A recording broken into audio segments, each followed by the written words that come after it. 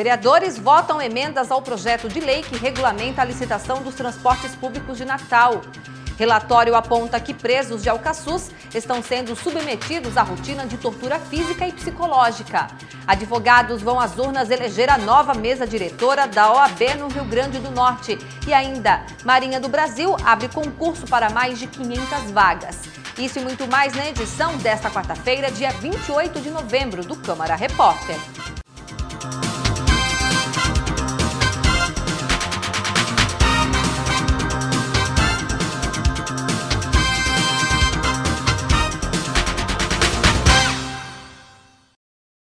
Olá, o Câmara Repórter está começando e a nossa primeira informação é que na sessão ordinária desta quarta-feira, os vereadores deram continuidade à votação das emendas encartadas ao projeto de lei que vai regulamentar a licitação dos transportes públicos de Natal.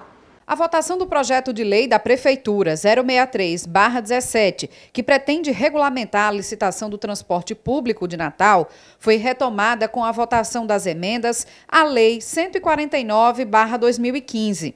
A primeira emenda apreciada pelos parlamentares diz respeito ao funcionamento das linhas noturnas. 5 vereadores apresentaram emendas com textos semelhantes a este ponto e foi acordado que seria votada a de autoria do vereador Sandro Pimentel, que acrescenta que a STTU deve indicar a demanda das linhas noturnas.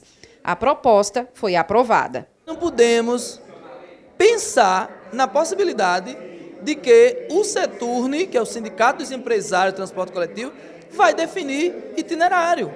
Porque eles vão definir itinerários e demandas conforme mais lhe agrada. São a parte mais lucrativa. Então, quando a gente coloca a ser definida pela STTU, a STTU é a Prefeitura.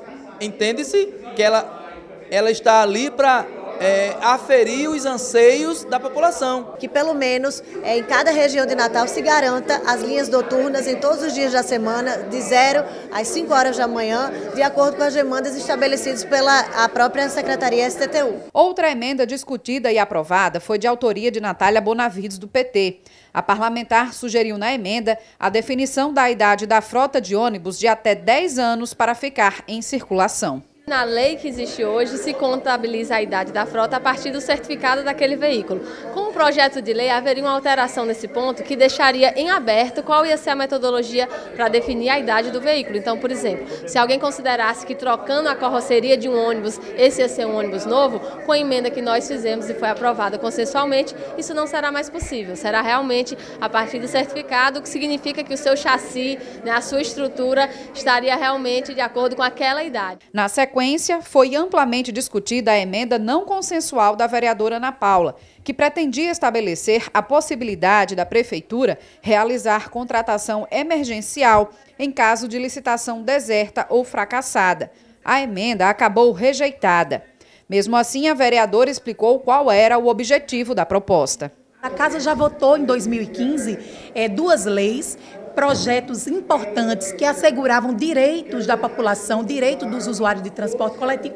E agora, para que seja mais atrativo para as empresas de transporte coletivo, tiraram todos esses direitos e trouxeram um projeto que tira todos esses direitos. Então, essa é a nossa intenção, é de garantir que esse projeto, mesmo que a gente hoje inclua os direitos, que a gente lute, que a gente busque a sensibilidade dos vereadores para que a gente possa realmente votar projetos que garantam esses direitos dos usuários de transporte coletivo, mas que a gente não precisa estar novamente votando outro projeto porque a licitação deu deserta, deu fracassada. Outra ampla discussão aconteceu em torno de 5 emendas com textos semelhantes a respeito do percentual do subsídio das gratuidades e meias passagens através do Fundo Municipal de Transporte.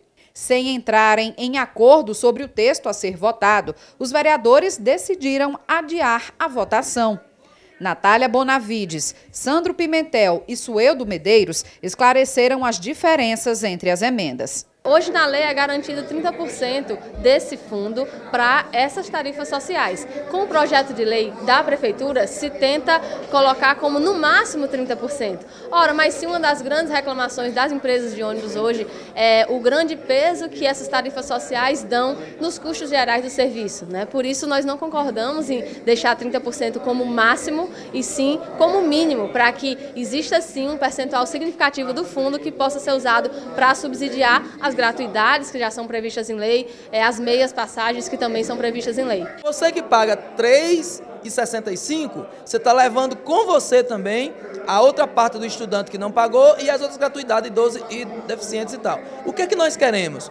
Nós queremos que 30% do Fundo Municipal de Transporte Coletivo, que inclusive é oriundo de multas, é uma dos atores que compõem, pague esta gratuidade ou parte dela. Porque com isso, a passagem inteira, que hoje é de R$ 3,65, poderia baixar para R$ 2,75. A redação original do projeto dizia que a emenda o percentual seria de 30%, até 30%, houve alguém que discordou, porque se podia ser até 30%, podia ser 5%, podia ser 2%, podia ser 0%. E aí eu fui e apresentei um intervalo de 10 a 30. Por quê? Porque esse fundo ele vai ser alimentado paulatinamente. E aí, evidentemente, quando tiver um recurso considerável, que vai poder um dia ser utilizado para o subsídio da tarifa. Outras 3 emendas consensuais foram aprovadas. Uma do vereador Preto Aquino assegurou a manutenção da tarifa social. E 2 da vereadora Eudiane. Uma que regulamenta o transporte de animais domésticos nos ônibus e outra que exige a comprovação da gratuidade das crianças de até 5 anos através do documento legal. O Legislativo natalense debateu em audiência pública a convocação dos profissionais aprovados no último concurso da Secretaria de Saúde de Natal. A situação dos aprovados no último concurso da Secretaria Municipal de Saúde foi debatida na Câmara. Embora o certame tenha sido realizado em maio deste ano, só nesta quarta-feira teve homologados os nomes dos 1.647 aprovados. A audiência foi uma proposição da vereadora Julia Arruda. Agora, a luta é da convocação. Queremos sair daqui dessa audiência pública com encaminhamentos para que seja feito esse cronograma, para que os concursados possam realmente acompanhar quais serão os próximos passos, uma vez que já foi anunciado que terá a primeira chamada de 397 concursados e a partir de agora, esse restante, quando é que vão ser convocados? Por não ter ainda uma resposta plausível da administração com relação à contratação na sua totalidade, resolveram procurar a Casa Municipal, né, a Legislativa, para ter os esclarecimentos da administração pública. E aqui se fizeram presentes representantes tanto da Saúde como da Secretaria de Administração Municipal, que também teceram seus comentários e alegaram as razões pelas quais ainda não foi possível essa contratação. Há a intenção realmente do município em fazê-las, porém precisa de um cronograma, e isso foi o que eu solicitei da administração, qual é a real intenção com esses concursados e da possibilidade de apresentar ainda nessa audiência um cronograma exequível dessas contratações. A falta de um cronograma que garanta a convocação dos aprovados até o final do ano, como determina a regra do concurso, causa tristeza, revolta e apreensão dos candidatos. A gente chega nesse momento, o qual a previsão no acordo judicial é de que de 31 de dezembro todos os aprovados deveriam estar em exercício, ou seja, não só sair a homologação, não só a convocação, né, mas o exercício até 31 de dezembro deveria ter sido efetivado. E até agora, hoje, 28 de novembro, é que vem sair a homologação, retardando as demais etapas. E aí a gente fica muito preocupado. A gente só quer o respeito com os aprovados do concurso público e respeito com a população, que a população tem essa carência de necessidade da assistência e saúde e que será suprida com a inclusão desses novos servidores frente à Secretaria Municipal de Saúde. Representantes das secretarias de saúde e a administração do município presentes à audiência garantiram a chamada dos aprovados. No primeiro momento, apenas 379. Além da questão orçamentária, os gestores apontam outras de logística para a demora na convocação de todos. Vamos discutir junto com a Secretaria de Administração, porque a Secretaria de Saúde depende realmente das definições da Secretaria de Administração junto com o prefeito. Então, tão logo a gente faça a primeira chamada, a gente já vai estar articulando, estruturando a segunda chamada. A questão principal aí seria a própria junta médica, que vai analisar candidato por candidato que vai entrar, né? A questão aí é só questão de logística. Chamamento vai ser convocado todos os 1.647. Todos vão ser, porque é lei, passaram, foram aprovados dentro do número de vagas, né? Então vão ser chamados. Para a diretora do Sindisaúde, Célia Dantas, é preocupante a incerteza quanto à posse dos aprovados, tendo em vista a possibilidade da dispensa dos temporários, fazendo sofrer assim a população.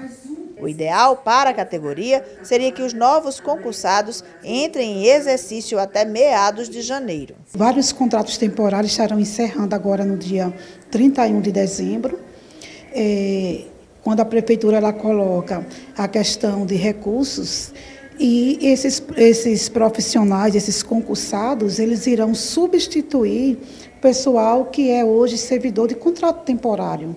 Então, ela não pode estar alegando falta de recursos, porque vai sair o contrato temporário e vai assumir um concursado. Os nomes dos concursados aprovados foram homologados no Diário Oficial do município desta quarta-feira. Advogados de todo o estado foram às urnas para eleger a nova diretoria da Ordem dos Advogados do Brasil, seccional Rio Grande do Norte. 3 chapas foram homologadas.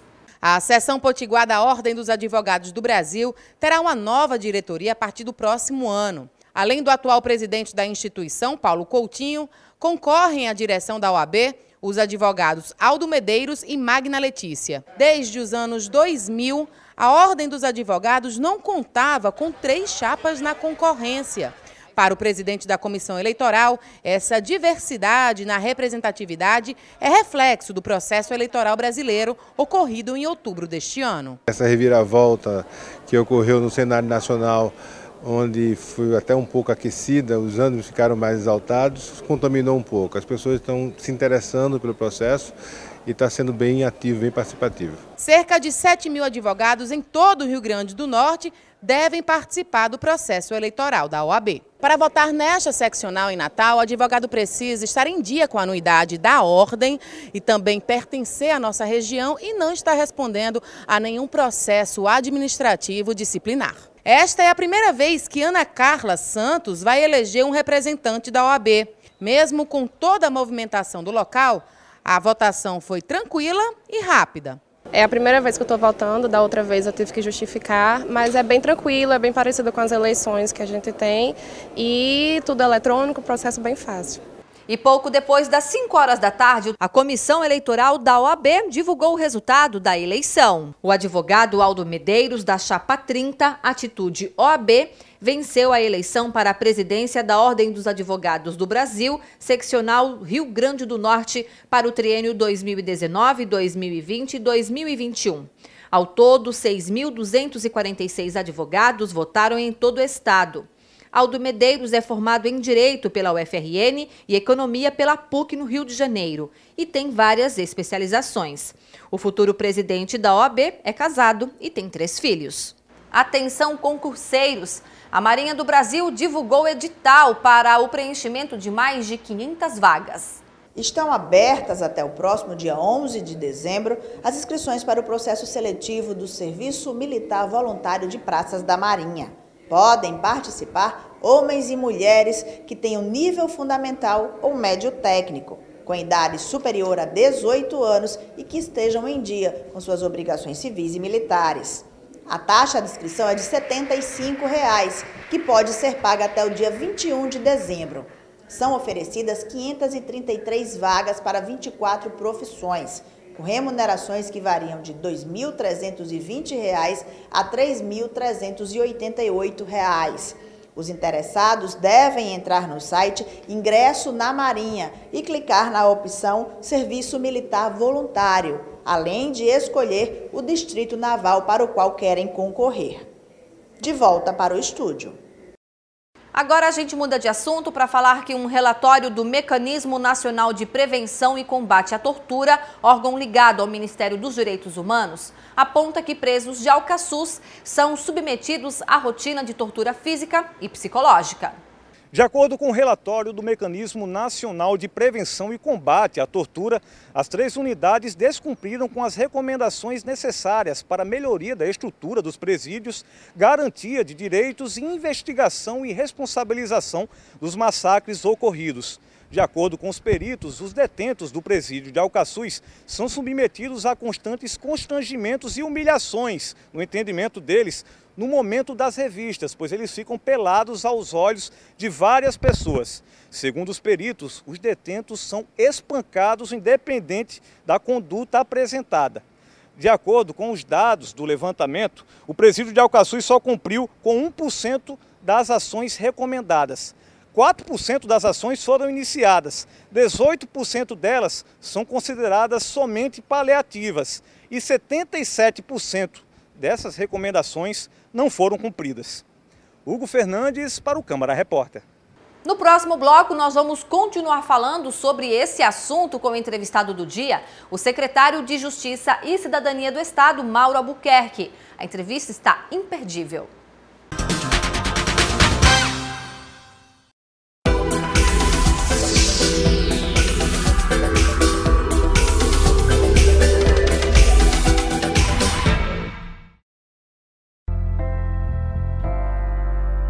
Eu espero voltar para minha casa. Você sonha em voltar para sua casa? Você acha que isso pode acontecer ainda? É uma realidade da vida, né? Nenhuma família vai querer um jovem que esteja num abrigo, que tenha vários perfis de adolescentes, de várias formas, várias vivências. Eu acho que é uma das coisas que eu mais sinto falta, que é da minha família.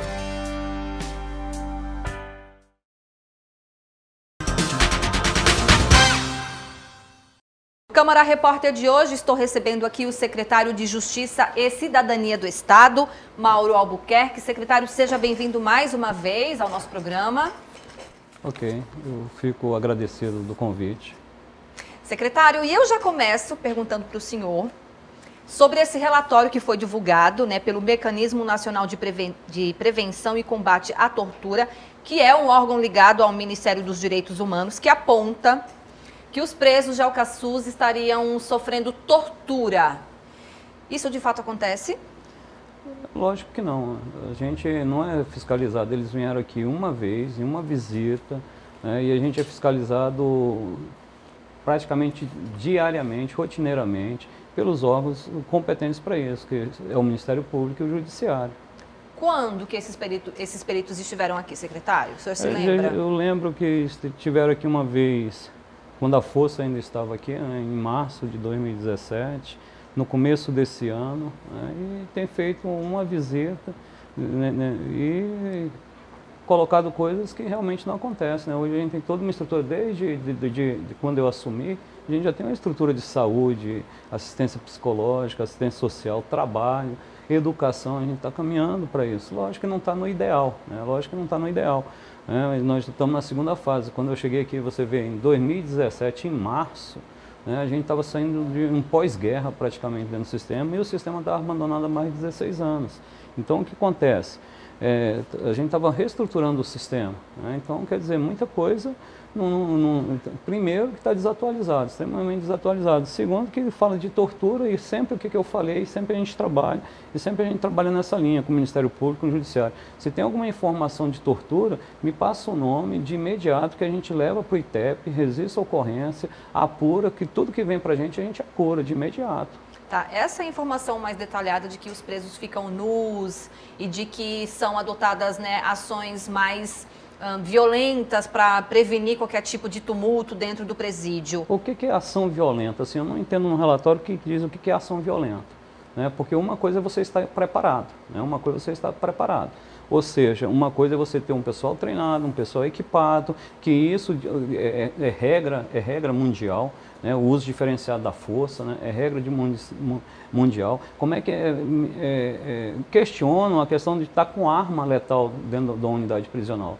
Quer dizer, você vê nitidamente que a gente tem que estar preparado para tudo. Hoje, para resgate, eles usam até explosivo contra a unidade prisional, como tem acontecido no último mês, né? No Brasil todo, aí na Paraíba, aqui, entraram na unidade, resgataram 50 e tantos presos, né? No Paraná. Então, quer dizer, estão usando os mesmos métodos que usam para tomar, assaltar banco, que entra, toma a cidade, atira contra a polícia. Então, a gente, e o pior, nós estamos tomando conta de todos esses que provocam todo esse tipo de crime. Então, quer dizer, a gente não está tomando conta de ovelha, né? A gente tem que estar preparado. Agora, lógico, para você ter uma ideia, tortura, há quanto tempo não se dispara um tiro de borracha, de elastômero contra um interno dentro do sistema penitenciário? Sabe por quê? Porque a gente tem um controle. Tá. Os peritos fizeram esse levantamento após, né, a rebelião que aconteceu lá em Alcaçuz, onde houve aquele massacre de mais de 20 presos. E o relatório diz, inclusive, que apenados estariam desaparecidos, né? O senhor acredita que realmente presos continuam desaparecidos em Alcaçuz? Quando eu cheguei aqui, tinha essa história. Quando eu cheguei, eu vim pela força. Eu fui uma das pessoas que mais procurei gente desaparecida dentro daquele cavando, com informação não tinha, cavando, nós achamos um crânio e a metade de um crânio. Isso eu achei quando eu estava na força ainda. Esse crânio já tinha um corpo no ITEP, então é isso. Tinha um desaparecido que faltava a conclusão do DNA e foi concluído. E era a única família que estava atrás. Você acha que ia ter esse tanto de desaparecido e não ia ter um familiar na frente da SEJUC ou na delegacia, ou seja, lá onde for atrás desses desaparecidos? Quer dizer, o senhor contesta isso, então? Eu contesto, porque eu vivenciei isso, não porque eu estou como secretário, mas eu vivenciei isso como coordenador da força, então eu contesto. Isso aí realmente assim, fica difícil. O que aconteceu, por exemplo, no relatório, o primeiro relatório que teve, em 2017 ainda, né, da Defensoria, falava que tinha gente desaparecida, que tinha morrido em 2015, fora da cadeia, não estava nem preso. Então, quer dizer, aqui não tinha um controle de preso, não tinha uma chamada igual a gente tem hoje. Hoje a gente tem um CIAPEM, por exemplo, se eu pegar um nome aqui e acionar ele, tiver no sistema, eu sei em qual cela que ele está, com quais os presos que eles estão, entendeu? Então, a gente implantou tudo isso, ou seja, não tinha nada no sistema. O senhor, no início da entrevista, disse que tem muita coisa que precisa melhorar. Vamos fazer, então, aqui uma retrospectiva. Quando o senhor chegou na secretaria, né, existia alguma atividade de ressocialização naquela época em Alcaçuz? O que acontecia? Não existia praticamente nada, porque os presos estavam soltos. E agora? O Estado não tinha um controle. Hoje a gente tem um controle da situação, não é só em Alcaçuz, é no sistema todo. Com isso, por exemplo, só para você ter uma ideia, só o INE foram 432 internos, só não foram mais fazer isso porque tiveram aulas preparatórias dentro do sistema. Só não fizeram mais por causa da característica do interno, que eles não preenchiam os pré-requisitos. Então a gente está fazendo isso. Ceará Mirim foi inaugurado agora, cada pavilhão tem uma sala de aula. Então a gente está implementando, já que é coisa municipal, né, para a gente poder ter aulas em todas as assistências, em todas as unidades. Em Alcaçuz não foi possível ainda. Ainda está tendo aula preparatória. Sim. Lá. Para você ter uma ideia, a gente não está com a sala de aula ainda, mas a gente tira o presidente do bloco, leva para um espaço onde era a cozinha, tem a aula lá. Então, quer dizer, a gente está caminhando para isso. A gente está com um contrato agora, finalizando para poder contratar, para começar a capacitar todos os internos que vêm para o sistema penitenciário. Sabe o que é isso? Capacitar todos os internos do sistema penitenciário, ou seja, dar uma profissão para ele. Isso é fundamental, dar uma profissão. E isso a gente vai conseguir, a gente quer implementar com a governadora Fátima, justamente isso, que todos os presos que passaram dentro do sistema, ele vai sair com uma profissão, ou seja, real, com qualidade Senai. E enquanto isso, ele vai fazer um serviço social, ou seja, ele vai dar um retorno para a sociedade, porque é aqui dentro que ele vai reformar as carteiras das escolas, que é aqui dentro que ele vai reformar as marcas, construir, fabricar marcas. Vai ter dedução na pena esse trabalho? Não, tudo isso, que o relatório fala também que a pessoa trabalhou sem... Mentira, isso aí eu falo mentira, que o que mais que a gente se preocupa é isso, ou seja, a compensação que a gente vai dar para o interno. O pessoal confunde muito segurança com repressão dentro do sistema. Segurança é o ato de conter, isso não atrapalha em nada, melhora muito mais a capacidade que o Estado tem de implementar ações sociais dentro do sistema penitenciário, porque o professor vai para lá com segurança, o enfermeiro vai para lá com segurança, com mais segurança, como os enfermeiros e os médicos falam que lá é o local mais seguro que trabalhar na rua, né? Que um psicólogo tenha atendimento com um preso lá privado, quando, né, o pessoal fala, não temos privacidade, tem privacidade sim, o psicólogo fala tranquilo, através do interfone, sem risco de correr uma agressão, sem risco de se tornar refém. Então a gente está preparando o sistema para isso. Né? Em relação às visitas, né, que o relatório também aponta, falando sobre, né, os visitantes que passariam por constrangimento na hora de se fazer a revista. Pois é, você veja bem, é bem engraçado, né? Assim, parece que existe só o CASUS de 2017 para cá, então é bem engraçado isso. Antes, quando eu cheguei aqui, o cenário que eu vi e vivenciei e tive notícia, né? Os visitantes entravam, era dentro da cela, né? Sexo era dentro da cela, várias pessoas fazendo sexo dentro da cela, na frente de crianças eram bolinadas, visitantes eram estuprados lá dentro, quer dizer, era tudo normal. Né? Agora, hoje a gente tem um controle, hoje a gente separou, o visitante tem num ambiente próprio, só sai para visita quem tem visita, e isso incomoda as pessoas. Por que incomoda? Porque eu não tenho visita, eu tenho outra visita, eu posso estar extorquindo o visitante, eu posso estar aliciando o visitante lá dentro, e isso a gente terminou com esse controle, então isso incomoda. Dia de criança, apesar daquele cenário todo, o que nós fizemos? Nós pegamos crianças um dia específico para visita, ou seja, até algumas unidades já estão com espaço kids, ou seja, a visita é no espaço kids. Então eu não sei porque que não interessa que as coisas dê certo, sabe? É incrível como assim incomoda, assim, não sei que interesses são esses de vários setores de querer que a coisa não funcione, querer que volte o que é antes. Eu sinceramente eu não entendo. Secretário, o senhor falou, né, no nome da governadora eleita Fátima Bezerra, e o senhor vai permanecer no próximo governo, né? Inclusive, eu queria que o senhor confirmasse para a gente se realmente o senhor vai assumir uma secretaria específica para tratar, para cuidar do sistema penitenciário. A governadora me fez o convite e eu aceitei, né? Eu conversei com ela, a proposta dela é muito boa. Né? Qual é? É a linha que a gente já vinha traçando, né? A questão realmente de dar oportunidade para a pessoa. O senhor vai ter total autonomia na secretaria? Eu tenho que ter total autonomia, né? Lógico que é diretrizes de governo, né? Mas a gente tem que ter autonomia. Por exemplo, o que é autonomia? Eu poder nomear os meus diretores, que são coisas... O sistema é uma coisa muito complexa. Vai ser uma secretaria específica para isso. E o que tem que se caminhar, né? É uma evolução, né? Isso aí também é uma coisa que a gente já queria há muito tempo. Criasse uma secretaria própria, com toda a estrutura voltada para o sistema penitenciário. Porque o sistema penitenciário, você vê, eu tenho 21 unidades prisionais, né? Eu tenho 8.000 presos, né? A gente tem 400 e poucas mulheres presas. Então, quer dizer, a gente tem que preparar esse pessoal para poder voltar para a sociedade, que hoje ele está contido, amanhã ele está contigo na rua.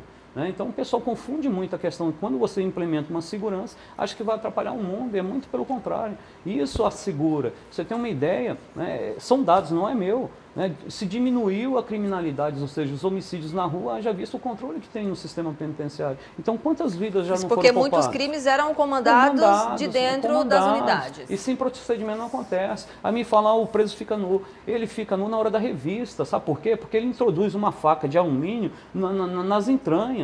E se eu deixar, ele mata. Se eu deixar, ele mata uma pessoa no pátio. Então a gente tem esses procedimentos de segurança. E esse procedimento não é para humilhar a pessoa, não. Quando eu coloco a pessoa com a mão na cabeça, é justamente para ver a mão. Quando eu coloco ela sentada, ela está mais confortável do que eu. Porque se a operação demorar, ela já está numa posição confortável. Né? Então isso não é para menosprezar as pessoas, não. E detalhe, os agentes penitenciários sempre trabalham em menor número. Então, quer dizer, a pessoa não entende a rotina e acha que tudo é maravilhoso e não é. A realidade é feia. Então, a gente trabalha para amenizar isso e para poder dar dignidade para o preso que está lá e o servidor que trabalha lá. E uma secretaria específica para isso, com recursos próprios, o senhor acha que é o caminho para poder melhorar todo o sistema? É a solução. Isso é uma solução acertada, um trabalho acertado da governadora, né? E estamos aqui para apoiar. Enquanto ela quiser que eu trabalhe com ela, eu estou aqui para apoiá-la tranquilamente. Eu concordo, acho extremamente necessário e pelo que eu conversei com ela está no caminho certo. Bom, o senhor disse para a gente que são 21 unidades prisionais, 8.000 presos. Algumas unidades foram fechadas ao longo agora de 2018. Eu queria que o senhor falasse para a gente o que é que o senhor tem planejado aí, já que vai permanecer no governo. O que é que o senhor tem planejado? Fechar outras unidades, abrir novas unidades? O senhor disse que a ideia é que esses presos eles sejam, retornem para a sociedade, mas isso, né, com uma outra ideia de vida. O que é que tem no planejamento do senhor? O que nós temos, por exemplo, você tem ideia, o grande problema desde quando nós chegamos aqui é justamente o problema, os presos estavam todos soltos, a gente já reverteu esse quadro. 2, era a superlotação. Está lotado ainda? Está lotado, mas a gente diminuiu bastante. Por exemplo, quando eu cheguei aqui tinha 500 e poucos presos na tornozeleira, 527. Hoje nós temos 1.300. Ou seja, nós estamos dando uma real oportunidade do preso ir, conviver com a família e não retornar mais ao sistema. Para você ter uma ideia, isso melhorou tanto porque quando você tem um controle, quer dizer, a pessoa pensa 2 vezes antes de fazer a coisa. Então, o que acontece? O preso vai para a tornozeleira, ele não quer perder aquela oportunidade. Então, o nosso rompimento é mais baixo que a PAC, a evasão da PAC, que são as unidades específicas, né, onde o preso é tratado na confiança. É a mesma coisa que estamos fazendo. E isso facilita para ele não voltar. Por quê? Porque, por exemplo, imagina, o preso antes, quando eu cheguei aqui, o preso vinha, né, ele saía de manhã, né, e voltava à noite. Você não tinha nada dele, você não sabia onde ele estava. Hoje ele não volta mais, mas você sabe todo o trajeto da vida dele. E isso melhora bastante o controle. E o detalhe, quando ele vinha, ou às vezes ele não queria voltar porque já estava no meio da família, ou em alguma situação ele não queria voltar, ou quando ele voltava, ele era obrigado, né, por exemplo, quando ele saía, ele era obrigado a trazer droga para dentro da cadeia, ele era obrigado a trazer celular para dentro da cadeia,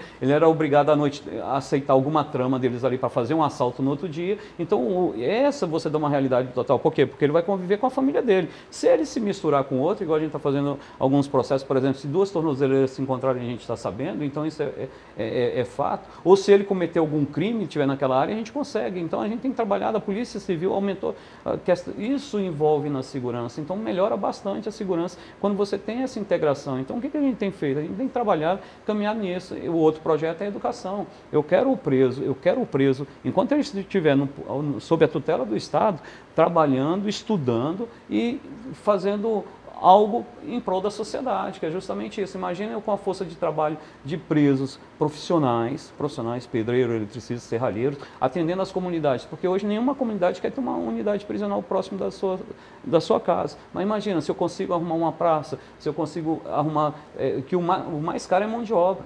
Imagina uma escola, na época de férias, eu falo, prefeito, compra o seu material aí, tá bom para o material, tá, eu vou levar uma força de trabalho de preso aí. E isso quebra o preconceito. Né? Eu vejo muita gente fala, mas não faz nada para ajudar a gente, só criticar, não faz nada. Ou seja, a gente tem que se unir nesse momento, a gente tem que mudar a realidade, e isso não é só do estado do Rio Grande do Norte, não, é o estado do nosso país, a gente tem que mudar essa realidade, e a gente não consegue só falando, a gente tem que fazer. Né? E muita coisa não agrada. Né? Por quê? Porque o crime perdeu poder dentro da cadeia, né? Eu desliguei os bloqueadores, que era R$59 mil por mês só de Alcaçuz, né? Quer dizer, num ano dá 700 mil eu consigo dar profissão para 700 presos, para você ter uma ideia, um preso para mim, um preso para eu cuidar dele, eu gasto com ele R$1.500 a R$2.000 por mês. E o custo para a tornozeleira, né? Porque o senhor disse da importância do equipamento e alguns meses atrás a gente foi divulgado na imprensa de que a empresa, né, deixaria de fazer o monitoramento de presos porque pagamentos estariam atrasados. Isso já está tudo normalizado? Isso são as consequências de um Estado em crise. Né? Isso são as consequências de um Estado em crise. Então a gente sempre vai ter essas situações. Vai cortar, opa, corre e paga. Então, mas a gente, né, tenta cumprir os compromissos, lógico que tem, né, tem a questão da verba do Estado. Então, isso é uma dificuldade. Mas para ter uma ideia do nosso trabalho, quando eu cheguei aqui, uma tornozeleira custava R$278, uma tornozeleira por preso. O próximo situação que eu tive, me mandaram um bilhetinho falando que ia passar para 302. Eu falei que eu não aceitava. E aí, negociamos, passou para 191 e eu consegui outro contrato de 149 mata registro de preço. Ou seja, hoje praticamente estamos pagando 2 tornozeleiras com uma e um pouco. Né? Então, quer dizer, a gente tem visualizado isso, a gente tem se preocupado com essa dinâmica, a gente tem trabalhado nisso. Para ter uma ideia de economia para o Estado, a gente reformou, trancou os presos, fechando os CDPs. Fechei 15 CDPs, eu não só tirava só o interno de lá, eu tirava as grades também e arrumei com mão de obra de preso. Para você ter uma ideia, se vocês já passaram lá no centro administrativo, estão tirando todas as pedras, estão trocando todas as pedras. Aquilo uma empresa ia retirar para poder transformar em concreto, né?